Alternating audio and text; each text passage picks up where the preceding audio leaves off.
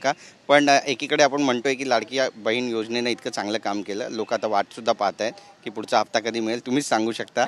आजच्या दिनी आम्हाला महिला व बालविकास विभागासाठी अतिशय आनंदाचा आणि अभिमानाचा दिवस आहे. 100 दिवसाचा जो उपक्रम आपल्या राज्याचे मुख्यमंत्री देवेंद्रजी फडणवीस साहेब यांनी हाती घेतला आणि याच्यातून एक उद्दिष्ट प्रत्येक विभागासमोर ठेवण्यात आलं आणि प्रत्येक विभागाने आपले आपले टार्गेट सेट केले आणि त्याच्यावर मुख्यमंत्री मोदयांचं, फडणवीस साहेबांचं, उपमुख्यमंत्री मोदयांचं म्हणजे शिंदे साहेबांचं आणि अजितदादांचं मार्गदर्शनही मिळालं. आणि त्या निमित्ताने विभागाच्या अंतर्गत ज्या वेगवेगळ्या योजना आहेत किंवा एखादा विभाग आपलं कार्यक्षेत्र आणखीन सक्षम कसं करू शकतं ही खरं तर मूळ उद्दिष्ट या 100 दिवसाच्या कार्यक्रमाचं आहे. आणि ते साध्य करत असताना आज महिला व बालविकास विभागाला आम्हाला यश प्राप्त झालं.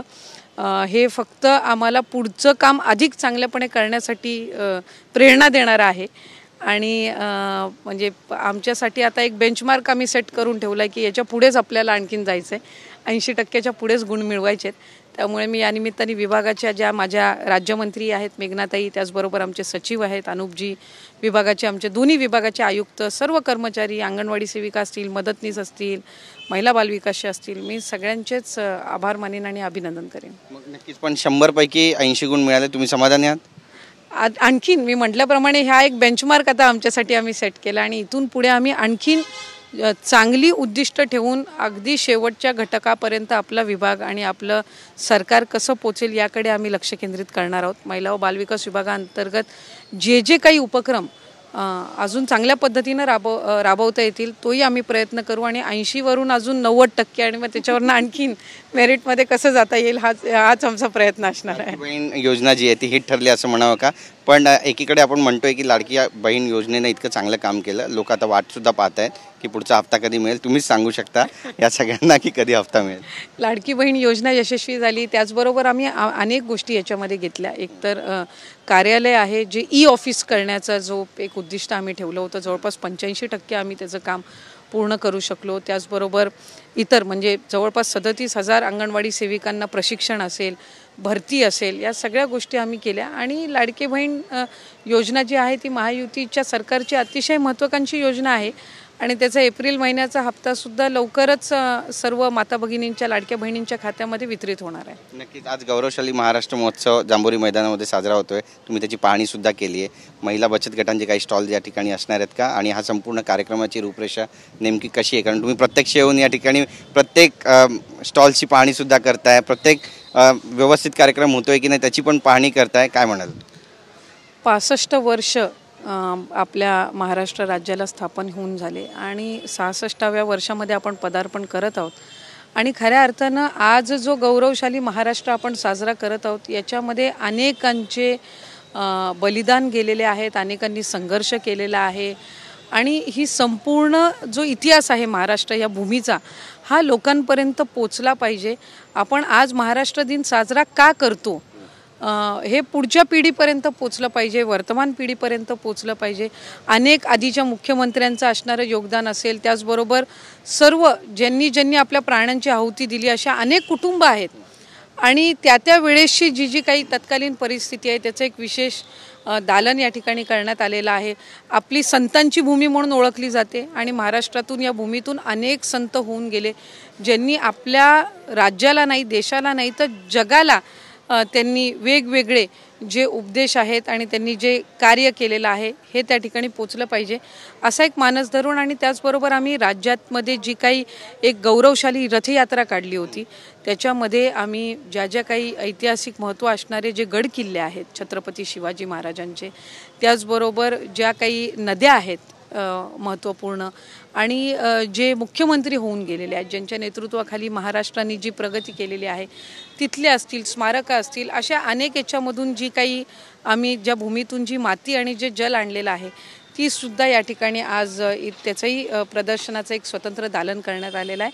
आणि महाराष्ट्राची खाद्य संस्कृती, त्याच्यानंतर त्याची नृत्य संस्कृती, एक साधारणपणे जी काही आपल्या या भूमीची वैशिष्ट्य आहेत या 4 दिवसामध्ये आमचे जे राष्ट्रीय अध्यक्ष आहेत अजितदादा यांच्या नेतृत्वाखाली आम्ही काम करत आहोत. प्रदेश अध्यक्ष तटकरे साहेब असतील, प्रफुल्लभाई आहेत, भुजबळ साहेब आहेत, यांच्या मार्गदर्शनाखाली हा संपूर्ण 4 दिवसाचा आमचा कार्यक्रम पार पडणार आहे. ताई, आज वेव्ज आहे आणि 1 ते 4 तारखेपर्यंत मुंबईच्या BKCमध्ये आज आयोजन केलं आहे. देशाचे पंतप्रधान नरेंद्र मोदी येत आहेत. ऑडिओ व्हिज्युअल माध्यमचा मोठा कार्यक्रम आहे आणि मनोरंजन परिषद सुद्धा होते. कसं पाहताय एकंदरीतच एक मोठा हा सगळा विषय आणि हा दिवस खरं महाराष्ट्रासाठी सुद्धा अतिशय अभिमानाचा आणि गौरवशाली आहे, कारण VFC समिट आपल्याकडे होतं आहे आणि आज देशाचे लोकप्रिय पंतप्रधान नरेंद्र मोदी साहेब यांच्या हस्ते त्याचाच उद्घाटन आहे.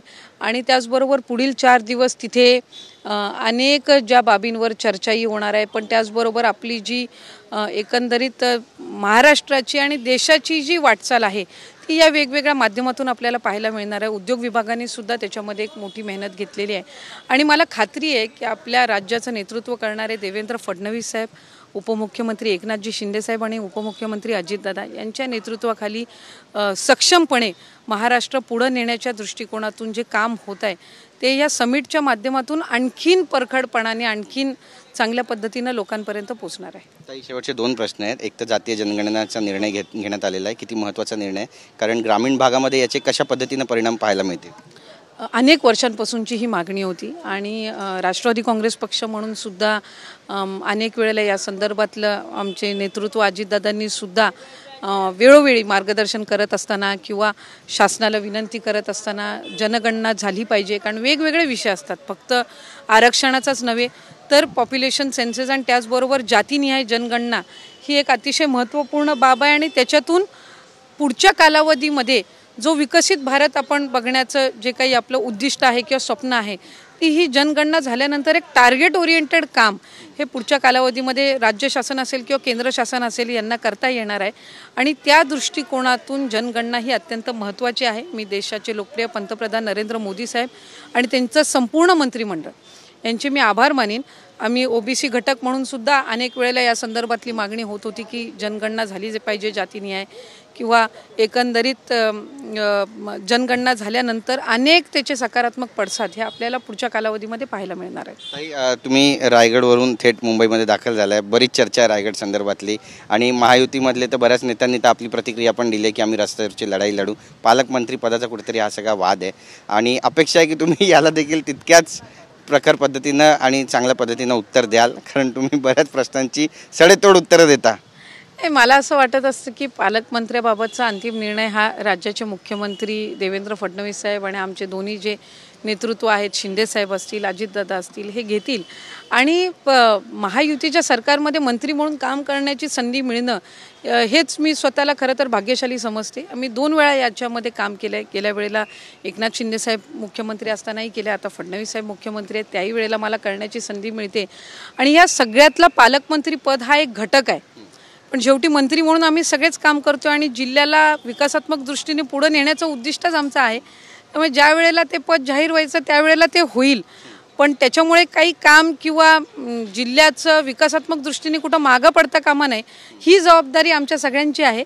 आम्ही महायुती म्हणून खाली काय उदाहरण लोकांसमोर ठेवतो मला वाटते ते फार महत्त्वाचं आहे. म्हणून मी कुठेही या संदर्भातली कधी मला त्या संदर्भात काही नकारात्मक किंवा कोण व्हावं कोणाला द्यावं या संदर्भातला जो अधिकार आहे तो ज्येष्ठांचा आहे आणि तो ते देतील.